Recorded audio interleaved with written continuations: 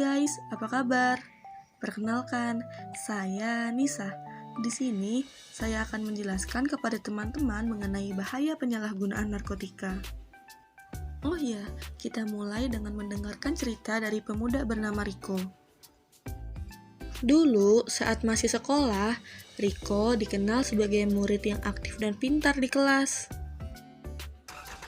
Setelah lulus sekolah, Riko dan keluarga memilih untuk pindah rumah. Tapi sayangnya, Riko justru bergaul dengan teman-teman yang kurang baik. Dan di lingkungan ini, Riko mulai melakukan hal-hal yang negatif, seperti merokok, hingga menyalahgunakan narkotika. Guys, apakah kalian pernah dengar istilah nafza, narkoba, dan narkotika?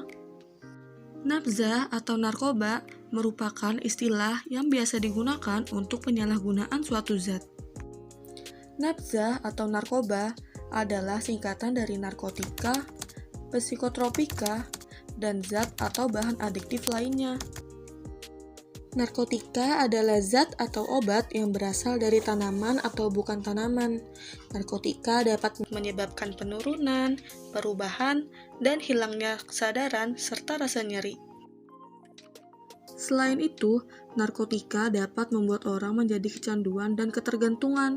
Sekali mencoba, penyalahguna akan terus-menerus mengonsumsi narkotika, bahkan dalam jumlah yang semakin banyak.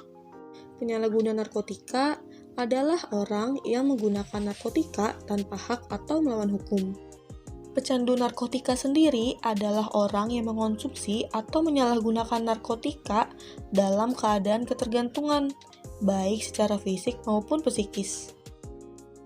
Korban penyalahguna narkotika adalah seseorang yang tanpa sengaja menggunakan narkotika karena dibujuk, diperdaya, ditipu, atau dipaksa menggunakan narkotika. Berdasarkan hasil survei yang dilakukan BNN, jumlah penyalahguna narkoba di Indonesia tahun 2021 pada kelompok usia 15-64 tahun kurang lebih mencapai 3,6 juta jiwa.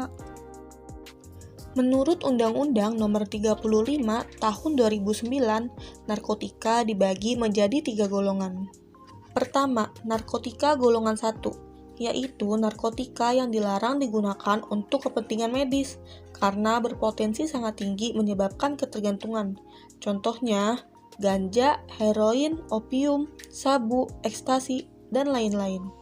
Narkotika golongan 2, yaitu narkotika yang dapat digunakan sebagai pilihan terakhir pengobatan dan berpotensi tinggi menyebabkan ketergantungan. Contohnya, morfin, petidin, metadona, dan lain-lain. Narkotika golongan 3, yaitu narkotika yang dapat digunakan untuk kepentingan medis dan berpotensi ringan menyebabkan ketergantungan. Contohnya, kodein, etilmorfin, dan lain-lain. Penyalahgunaan narkotika dapat merusak struktur dan cara kerja otak pada sistem saraf pusat, sehingga mengganggu kestabilan emosi, perilaku, ucapan, daya ingat, serta konsentrasi atau daya pikir. Sehingga dampaknya, penyalahguna narkotika tidak bisa fokus dan kualitas berpikirnya jadi menurun. Penyalahguna juga sering merasakan gelisah, halusinasi, dan cemas secara berlebihan. Puncaknya, penyalahguna narkotika dapat menyebabkan depresi berat, bahkan mengalami gangguan kejiwaan. Selain itu, zat pada narkotika dapat membuat orang menjadi mudah marah dan bertingkah laku brutal, sehingga penyalahguna berpotensi melakukan tindakan kriminal lain, seperti pengerusakan dan kekerasan, yang tentunya dapat mengganggu keamanan masyarakat setempat.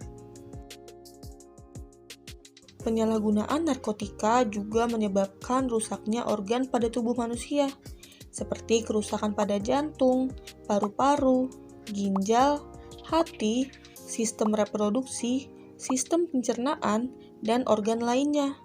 Bahkan, penyalahguna narkotika dapat menyebabkan kematian akibat overdosis. Overdosis adalah kondisi di mana konsumsi narkotika melebihi kemampuan tubuh untuk menerimanya. Secara umum, seseorang melakukan penyalahgunaan narkotika dapat disebabkan oleh 3 faktor, yaitu faktor individu, faktor lingkungan, dan faktor ketersediaan barang. Faktor individu dapat disebabkan karena seseorang tidak mampu menghadapi tekanan dari lingkungan sekitar atau seringkali merasa insecure. Dan dapat disebabkan karena rasa keinginan untuk mencoba narkotika, serta rendahnya pengetahuan mengenai dampak penyalahgunaan narkotika bagi diri sendiri dan masa depan. Faktor kedua adalah lingkungan. Salah satu lingkungan yang terdekat dan memberi pengaruh bagi anak adalah keluarga. Lingkungan keluarga yang kurang komunikasi membuat hubungan antara anggota keluarga menjadi kurang harmonis. Selain itu, lingkungan pertemanan yang terdapat pengedar narkotika membuat kita rentan menjadi korban penyalahgunaan narkotika. Faktor ketiga adalah ketersediaan barang. Kemudahan dalam mendapatkan narkotika membuat seseorang rentan menjadi penyalahguna narkotika. Untuk menghindari penyalahgunaan narkotika, kita dapat menerapkan 6M. Pertama, memupuk iman dan takwa dengan memegang teguh norma agama dan norma sosial. Kedua, mencari tahu informasi tentang bahaya penyalahgunaan narkotika. Ketiga, menceritakan masalah yang kita hadapi kepada orang terdekat yang kita percaya. Keempat, memilih lingkungan pertemanan yang baik dan mengikuti organisasi yang dapat memberikan pengaruh positif bagi diri kita. Kelima, memiliki pendirian yang teguh, dapat dengan tegas mengatakan tidak pada ajakan bahkan paksaan menggunakan narkotika. Keenam, memanfaatkan waktu bersama keluarga dengan bersantai, berolahraga, piknik, atau melakukan aktivitas lain. Lalu, apa ya yang harus kita lakukan jika ada teman atau tetangga yang menyalahgunakan narkotika? Langkah pertama, kita dapat lapor pada kadar penyuluh narkoba atau pengurus RT/RW setempat. Kedua, kita dapat membawa penyalahguna ke IPWL, Institusi Penerima Wajib Lapor, baik itu IPWL Kemenkes, IPWL Kemensos, dan IPWL BNN. Ketiga, kita tidak boleh menghakimi. Sebagai kerabat, kita harus mendukung penyalahguna untuk mendapatkan rehabilitasi. Lalu teman-teman tahu gak sih bagaimana peran Karang Taruna dalam mencegah penyalahgunaan narkotika? Peran Karang Taruna dalam mencegah terjadinya penyalahgunaan narkotika dapat dilakukan dengan memberikan penyuluhan mengenai bahaya narkotika kepada masyarakat, khususnya remaja. Selain itu, Karang Taruna sebagai organisasi kepemudaan juga berperan dalam mengadakan kegiatan sosial yang dapat meningkatkan produktivitas remaja, serta memberi manfaat bagi masyarakat. Jadi guys, kesimpulannya, jangan sampai kita terjerumus dalam penyalahgunaan narkotika seperti Riko.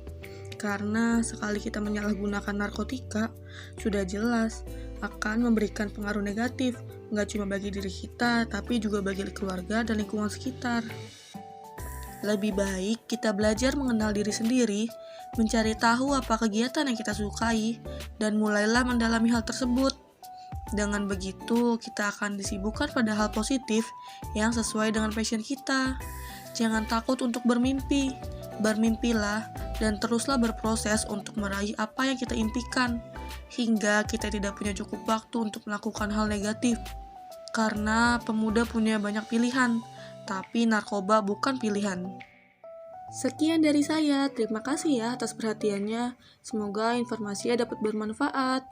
Dah.